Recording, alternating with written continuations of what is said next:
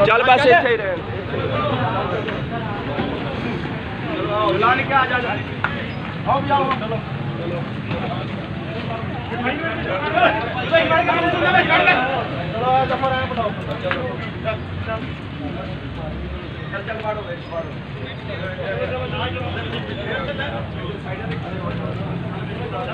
जाफर पीछे रहना यार एडी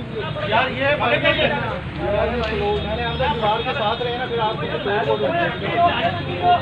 अमर साहब मान लो थोड़ी जी गल मान ली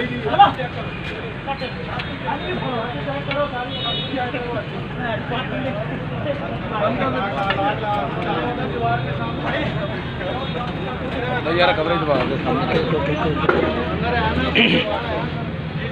बट जाफर हाँ जी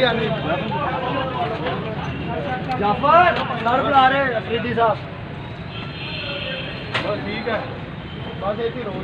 जाफर कितने है जाफर ठीक है बस इजी एक ही रहे